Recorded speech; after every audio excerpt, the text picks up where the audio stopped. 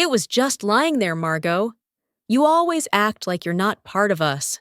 That's what my sister said when I asked why $96,000 disappeared from my emergency fund. My name was on the card, my father's trust in me.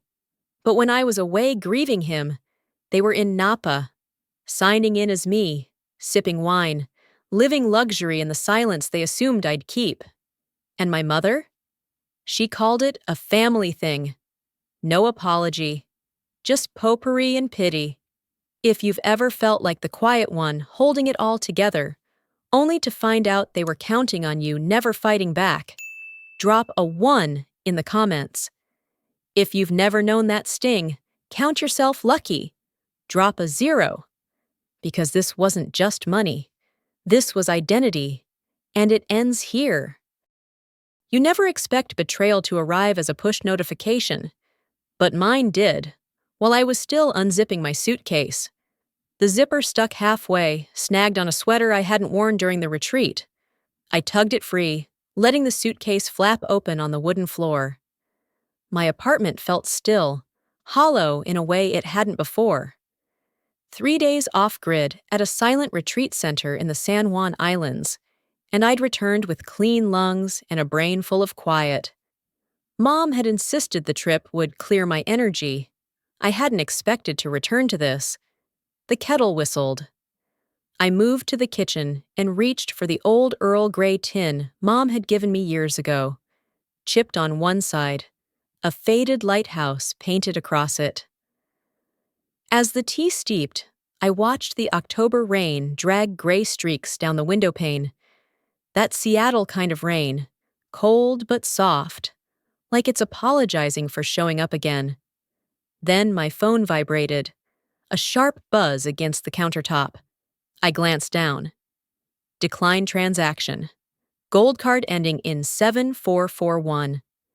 My stomach sank. The gold card wasn't one I used often. Dad had given it to me before he passed, with firm instructions. Only if it's dire, okay? I'd kept it tucked away for true emergencies. I hadn't even touched it since the radiator broke last winter. Curious, I tapped into the app. My fingerprint logged me in. Remaining balance, $212.34. Available credit, $0. Scrolling through the statement, I saw a parade of luxury. A $1,500 charge at Meadowood Resort, spa services, a wine shipment from Stag's Leap, dinner at the French Laundry. The last charge was dated 2 days ago.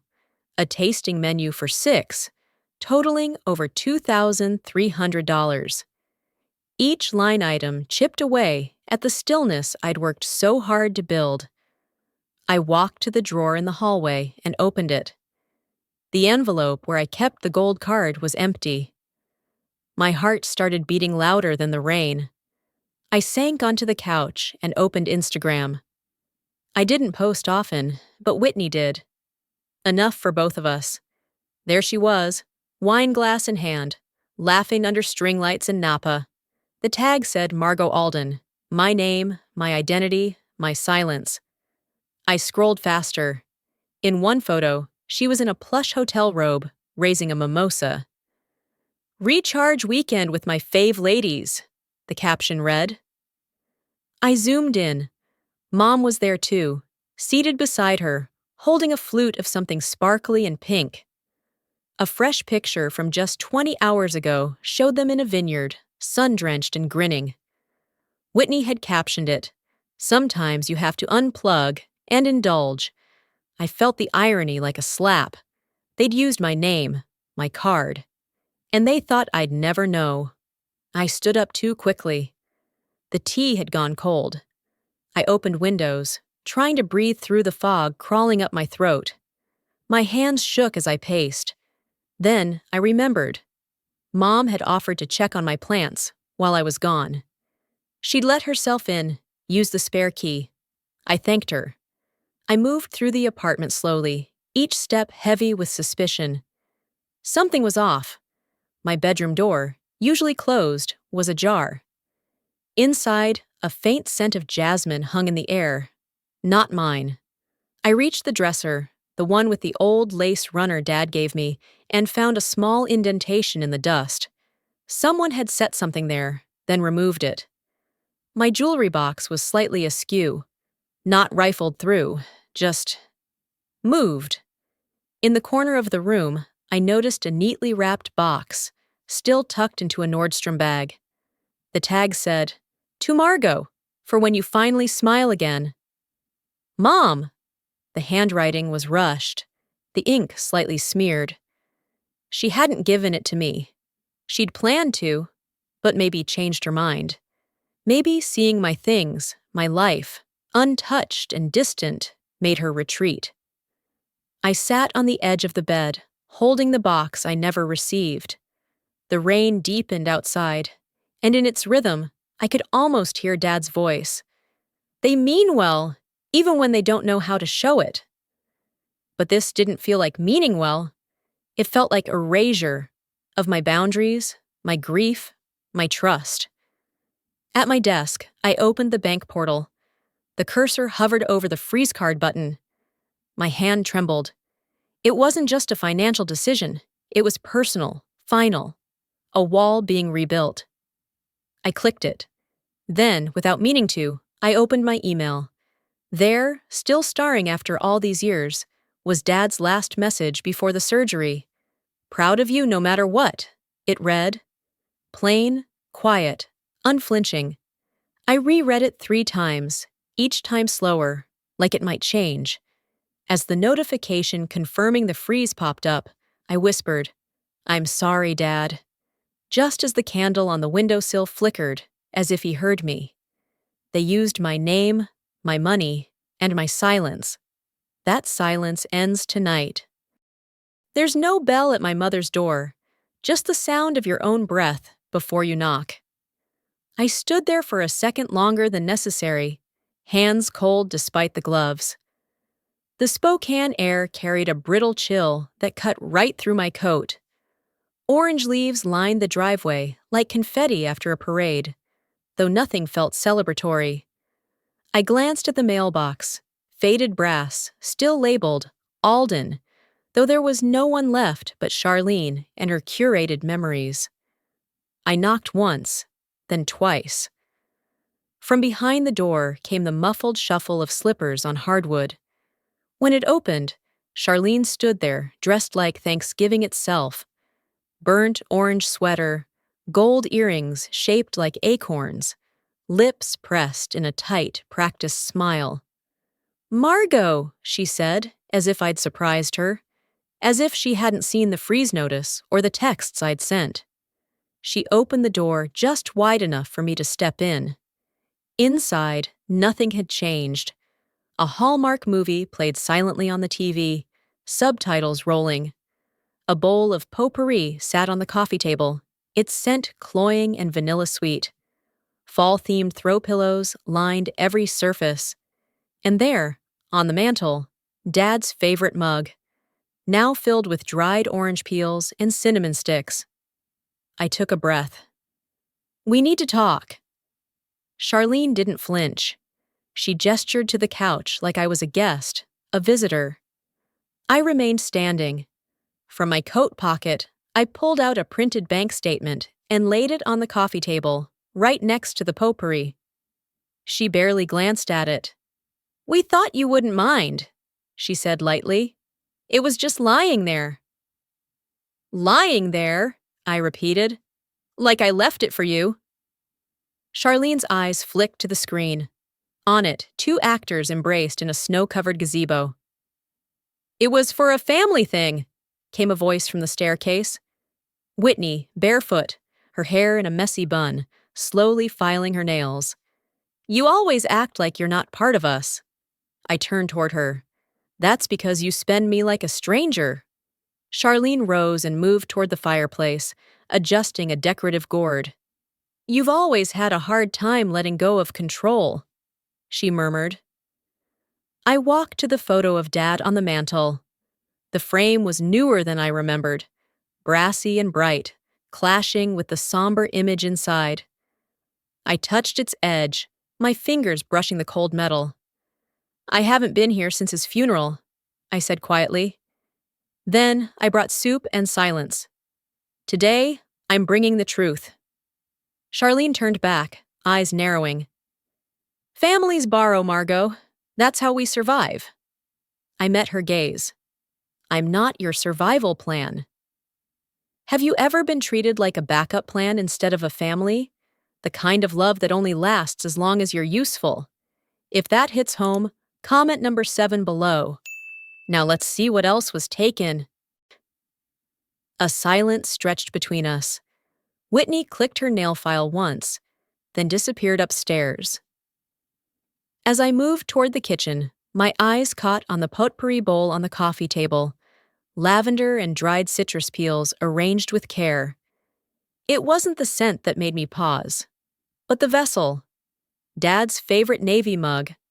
The one he used every morning, chipped handle and all, now stuffed with perfume decay. I stared at it long enough for Charlene to notice. You never liked that old thing, she said. I didn't answer. What I remembered was sitting on the porch with Dad one early spring morning, steam rising from that very mug as he said, "Some things are worth holding on to." Charlene's kitchen hadn't changed. Still the same worn linoleum tiles and clunky microwave she refused to replace. But the fridge bore a photo of Whitney from last Christmas, holding a gingerbread house. No photos of me. In the dining room, the old television still sat in its hutch. The same one they argued about when Dad wanted a flat screen. He gave in, of course. Charlene always wins the wars she pretends not to start. I looked up as Whitney descended the stairs, filing her nails. She didn't say hello. Cute entrance, I said. Practicing for your next act? She yawned. I live here, Margot. Don't need to perform. Oh, but you always do, I said, especially when there's something to take. Charlene emerged behind her. Margot, don't start. Start? I held up the printout. You already did.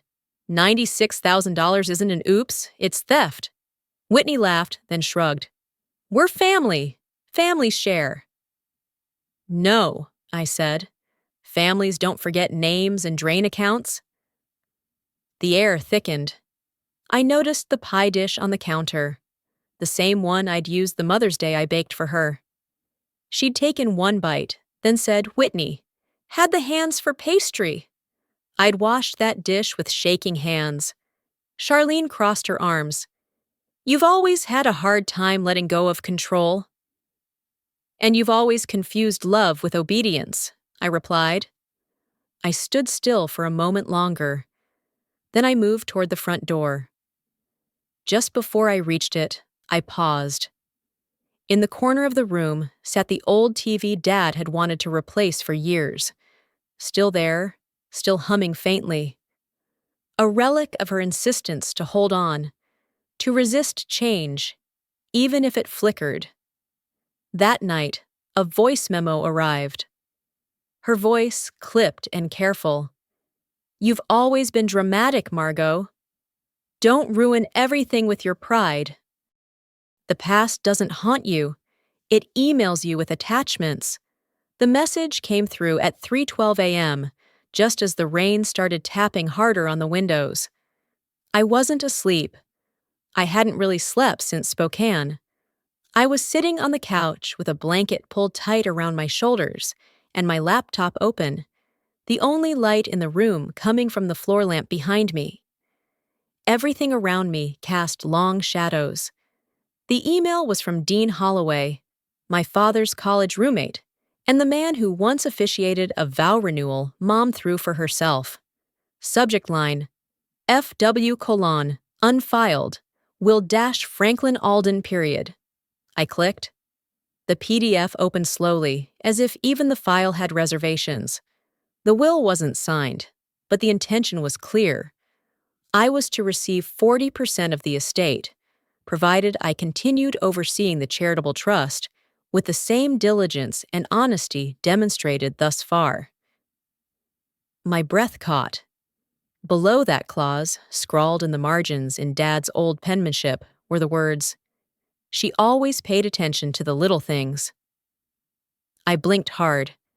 I remembered the exact moment he said that, when I was 12 and found his missing cufflink under the couch. Everyone else had moved on. I kept looking. The document had more. A specific clause requiring joint credit use to be approved in writing. I felt my spine stiffen. He knew. He knew what they were capable of. And he tried. He tried to make sure I wouldn't be used. I reread the will 3 times before closing my laptop. I didn't cry. Not yet. Instead, I opened a blank spreadsheet. Date, vendor, amount, authorization. I began filling it line by line, tracing every spa treatment, every resort booking, every wine delivery. I double-checked receipts against timestamps, tagged each entry in red or yellow. It wasn't just accounting, it was an exorcism. Somewhere around 4:30, the rain slowed. I hadn't noticed how fast I was typing, how focused I'd become. A memory surfaced. Dad sitting next to me at the kitchen table, teaching me to balance a checkbook. I'd made a mistake with decimal points, and he'd chuckled. "Nothing's wrong if you're willing to look again," he'd said. I remembered his voice so clearly then, I had to stop and check my phone. Voicemails.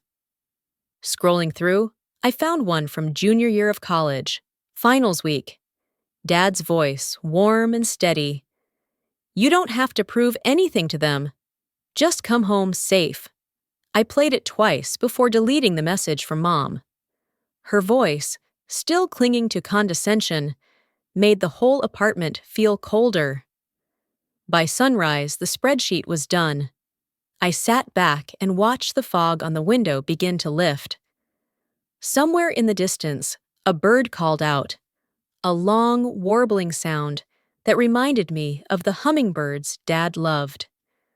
I pulled the suitcase from the closet and began packing.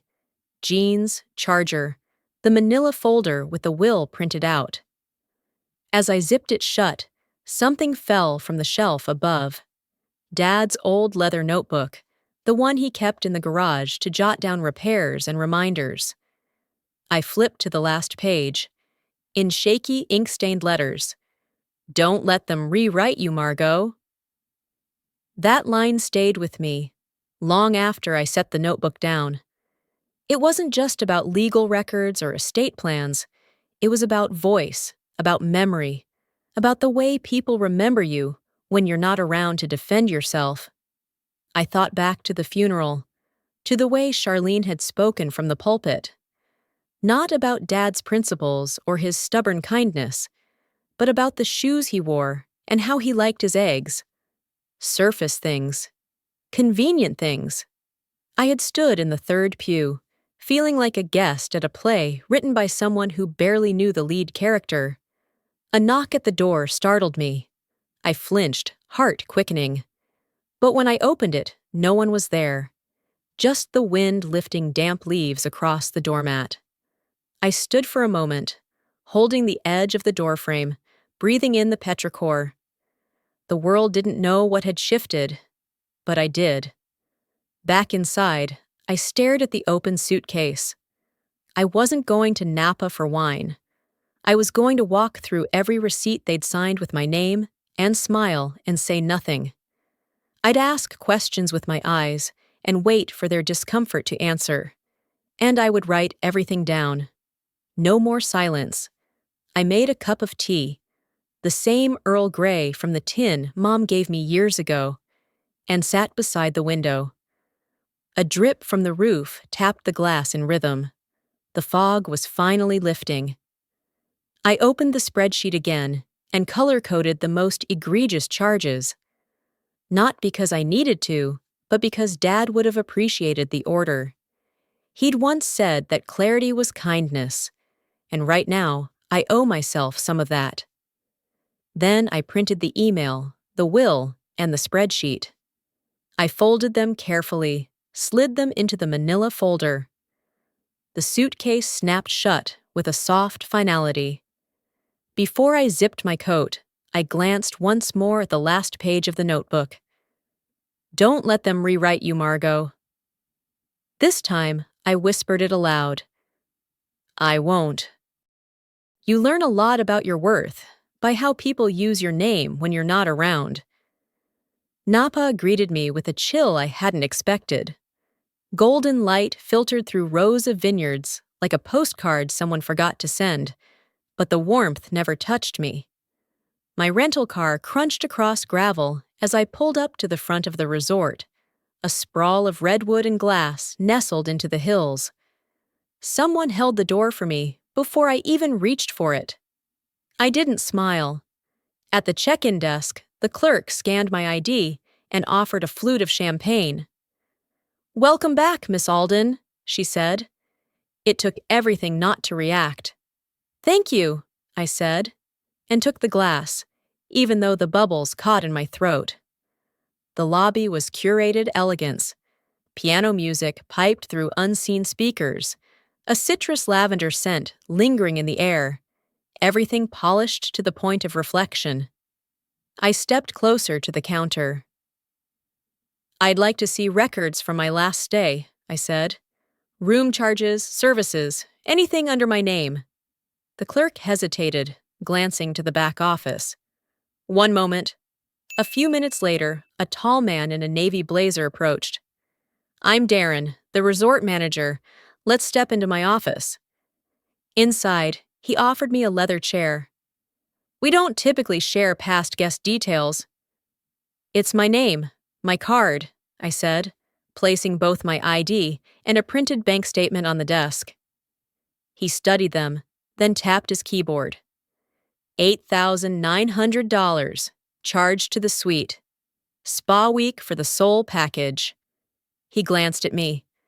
"Would you like to see surveillance footage from check-in?" "Yes." On the monitor, a woman walked in. Whitney, wearing my favorite sunglasses, arm-linked with her oldest son. She smiled wide, signed the guest book with a flourish. "Margot Alden." Darren leaned back slightly. "We don't require a photo ID for returning guests." "And the reservation?" I asked. He clicked through a log. "Modified by someone listed as Charlene Alden. Voice confirmation recorded." He played it. My mother's voice. "Yes, just adjusting the check-in time. My daughter, Margot, is arriving earlier than expected." I felt the blood drain from my face. "Would you like a copy of the charges?" he asked. "Yes, and I'd like to file a fraud claim." He nodded. "We see this more often than you'd think," he said softly. On my way out, he handed me a manila envelope. This was left behind in the suite. Inside, a jewelry receipt for $9,800. Tucked into the fold, a sticky note in my mother's handwriting. "Mom said you'd understand." The handwriting, curvy, neat, was unmistakable. I gripped the envelope tighter, crinkling the corner, as if pressure could dissolve what I saw. Outside, the resort looked like a dream someone else had paid for. Guests sipped wine under golden trees. I walked quickly to the rental car, my heels uneven on the gravel. I sat behind the wheel and didn't start the engine. Just sat there, letting the reality settle into the seat beside me. A voice note pinged on my phone. Whitney, chirping, "We were just thinking of you. Wish you were here." Sent the same day as the spa treatment charges. I replayed it. Then again. Each time, it sounded more like gloating. I reached for my laptop, connected to the resort Wi-Fi, and opened the fraud report. Clicked through every form, uploaded every document. Dean would get his copy. So would the credit agency. I added a final comment. Reservation and charges made without cardholder consent. Suspects known family members. Then I locked the card permanently. A gust of wind rocked the car slightly. I remembered the Yosemite trip. Whitney claiming the front seat before I could even call it. Mom had smiled at me in the rear-view mirror, saying, "She gets car sick, sweetie." Like that settled everything. I sat with the folded map in my lap and held my questions. That trip, I'd watched Whitney buy a necklace at a lodge gift shop with Dad's card. He hadn't said anything, just handed it over and looked out the window. I used to wonder what that look meant. Now I thought I knew. I leaned back in the seat, closed my eyes. The envelope lay on the passenger seat, silent and damning. This wasn't carelessness. This was strategy. They had used my name not because they had to, but because they could, because they thought I'd never notice, or if I did, that I'd fold the way I always had. I whispered it aloud, to no one. This isn't family. This is fraud. Have you ever realized too late that what looked like family was just control in disguise? If you've had to reclaim your own name, leave a comment number 9 below. Let's see how I fight back. The sun dipped lower, bathing the horizon in amber. My hands, resting on the wheel, curled slightly. As I pulled away from the resort, a sudden memory surfaced. Dad standing in the garage, polishing his old hiking boots, humming Sinatra. He used to say, "The minute you let someone else narrate your story, you lose it." I hadn't understood then. I did it now. The road curved through the valley like a question. I didn't know what came next, but I was finally driving. They knew what they were doing, and they still did it. Some dinners nourish you. Some remind you of everything you're starving for. The smell of roasted root vegetables floated through the apartment, clinging to the string lights I had draped across the windows. I'd spent the morning arranging mismatched chairs around the table, layering secondhand linens with quiet pride. Outside, the rain traced lazy lines down the glass. Inside, I moved slower than usual, letting the quiet be company instead of something to fill. It was the first Thanksgiving I'd ever hosted. Not for family in the usual sense, but for people who had shown up when it mattered. Ellen Tran knocked precisely at 4, her plastic container warm and fragrant. "Pork and mushroom dumplings," she said, beaming. "The kind my mother made before the war." Behind her came Sarah, cheeks flushed from the cold, holding a pie in a dented tin. My mom's bourbon pecan. She never measured a thing. By 5, Mrs. Ellison had arrived, leaning on a cane, holding a slim folder. "Just a poem," she said. "Seems like something your father would have liked." We gathered slowly, comfortably, like a song with no real start. I'd cooked ribs like Dad used to, his BBQ glaze, smoky, and just sweet enough. Sweet potatoes with crushed pecans, heavy with memory. Ellen lit a single taper candle, and someone made a toast. 2 people who show up, even when they're not asked. We raised our glasses. The laughter came easily. Ellen told us about the time her late husband tried deep-frying a turkey and nearly set their patio on fire. Sarah shared about her mother's theory that pie crusts were mood-dependent. Mrs. Ellison recited a poem about winter roses, her voice shaking once near the end. Somewhere between dessert and seconds, I looked at the door. Still closed. Still locked. And yet I expected her, Charlene, to appear, her perfume preceding her, acting like she hadn't rewritten our history. I hadn't invited her. Someone asked gently, "Will you ever talk to your mother again?" I set my fork down. "Not if I want to stay well." There was no tension after that, just a quiet sort of affirmation, like everyone understood something without needing to say it aloud. After they left, I washed the dishes in silence. Each clink of ceramic felt final. Then I sat on the couch, the photo of Dad in my lap, the one from our Yosemite trip, him holding up a trout, grinning, shirtless in the sun. I whispered, "I did it, Dad. I didn't become her." Later, in the glow of the lamp, I opened my laptop. The spreadsheet I'd been curating for weeks now felt oddly light. I attached it to an encrypted email addressed to the IRS and clicked Submit. The weight didn't lift.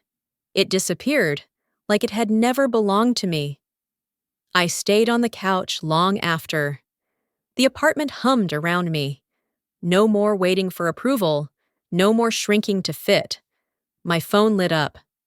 Voicemail from Mom. I stared at it. Then I pressed play.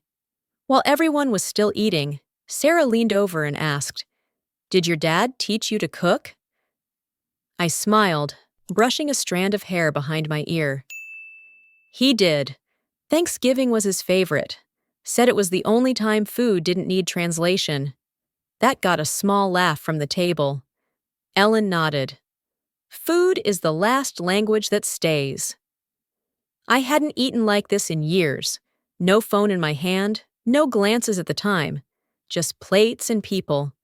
At some point, Sarah quietly refilled my glass, and I didn't protest. Later, as we cleared the table, Mrs. Ellison gently touched my arm. "This is a calm home," she said. "You've done well, dear." I nodded, feeling something sting behind my eyes. No one had said that in a very long time. After everyone left, I took my time wiping down the counters. I didn't rush through it, didn't turn on the TV, or fill the silence. I just let the house breathe. In the kitchen drawer was the old checkbook Dad once made me practice balancing. I kept it not for function, but for comfort. I ran my fingers over the leather, then put it back. Outside, the rain had stopped. The streetlights cast halos on the pavement. I folded the dish towel neatly, then sat down again with the photo. "I didn't become her," I repeated, "but I didn't disappear either." The voicemail icon blinked again, quietly insistent. I held the phone but didn't touch it. Not yet. When I was 9, I once set the table before Charlene got home. I folded the napkins like I saw in magazines, placed name cards I'd cut from construction paper. Dad said it looked beautiful. Charlene walked in, saw her name next to the turkey, and moved it without comment. Tonight, there were no name cards. Everyone sat where they liked, and no one needed permission to feel welcome. Ellen had left her scarf. I picked it up from the back of the chair, folded it neatly, and set it by the door. The house was still warm, the last embers of connection glowing in the corners. Outside, a neighbor's wind chime stirred in the breeze, and for the first time in years, I didn't flinch at the sound. Voicemail from Mom. Closure isn't loud. It's the quiet click of a gate behind you, and the knowledge that you don't need to go back. Fog curled low across the lake like a blanket not yet shaken out. I cradled a warm mug of tea and stepped barefoot on the dock. The planks creaked beneath me, slightly warped with time and moisture, but I knew their rhythm by heart. This was where I caught my first sunfish, where Dad taught me how to bait a hook and wait, really wait, for a tug that might never come. The dock groaned as I sat. My breath clouded in front of me, disappearing into the stillness. Inside, a fire snapped faintly in the hearth. I'd lit it more for memory than warmth. The lake house still smelled of cedar and cinnamon, the same as the drawer that once held peppermint candies and spare keys. Her car pulled in at 9:17 a.m., wheels whispering over the gravel. I heard the door close before I turned. Charlene stepped out, carefully dressed in soft gray slacks and a cream coat, as if she were arriving for a condolence call. She held a manila envelope like it was a peace offering, or a trap. "I just wanted to bring this," she said. "No lawyers." I didn't respond, just watched as she approached the dock but stopped at the threshold. Her shoes weren't meant for dew-wet wood. "I raised you better than this," she said softly. I looked at her for a long moment. "No," I said. "You didn't." She inhaled, as if wounded. Family means making sacrifices, Margot. Yes, I said, rising. And you chose me as yours. We stood in silence for a beat before she offered the envelope. I took it, but didn't open it. You no longer have access, I said. My voice didn't rise. It didn't need to. My phone buzzed in my pocket. I answered the speaker. Dean. His voice crackled through the fog. Just checking. We're all set for tomorrow's signing? Yes, I said, eyes on her. Everything's in order. She cleared her throat. What will you tell people? I gave her a small, exhausted smile. The truth. Finally. We walked back slowly toward the gate. The same one Dad used to insist I lock every evening. Click it twice, he'd say. First for safety, second for good measure. We reached it. She hesitated. I didn't. Goodbye, Mom. The gate closed with a quiet final click. She stood there a moment, eyes unreadable. Then she left. Later, as the fog lifted slightly, I returned to the dock. I opened Dad's old field journal, the one he kept for fishing trips and lists of books he meant to read. A folded piece of paper slipped out. On it, in his neat, deliberate handwriting, what you carry defines you. Carry only what you choose. I read it twice, then let the silence absorb it. The lake mirrored the sky, a soft, endless gray. And I chose, at last, to carry nothing that wasn't mine. I stayed by the water for a while, watching a pair of ducks move slowly across the mirrored surface. The swing by the big pine swayed slightly in the breeze, empty, but not abandoned. I remembered how Dad used to have me oil the hinges of the gate every summer. Things last longer if you take care of the in-between, he'd say. Back inside, the fire had burned low, just a nest of orange embers. I reheated the tea. Then, almost without thinking, I reached for my phone. The voicemail still waited, unread but insistent. I pressed play. Charlene's voice came through, measured, practiced. I don't know why you're doing this. You've always been difficult. But this. Her voice cracked barely. You're choosing strangers over blood. I hope you're proud of yourself. I deleted it. Not in anger, not even relief, just stillness. I picked up the field journal again, traced the letters of his note. Then I slid it back onto the shelf next to his compass, his old lens cloth, and the pine cone he once claimed was lucky. A shelf of small things, chosen things. Outside, a breeze stirred the leaves. The lake shimmered, open and wide. That evening, I pulled fresh sheets onto the guest bed. Not because anyone was coming, but because I wanted a space that was mine, unburdened by memory. The mattress was firmer than I liked, the pillowcases a little mismatched, but it felt right. On the nightstand, I placed a single teacup. I brewed a pot for one and left the second cup empty, untouched. Once, this ritual would have made me ache. Tonight, it simply marked the difference between what was and what is. I sat at the window for a long time, watching the shadows shift. When I finally turned in, the gate was still on my mind. Not its wood or its latch, but the feeling of hearing it close. A soft click. Then it was quiet. And peace, at last. I never expected closure to arrive so quietly. Not in an apology or a grand gesture, but in the stillness of choosing peace over proximity.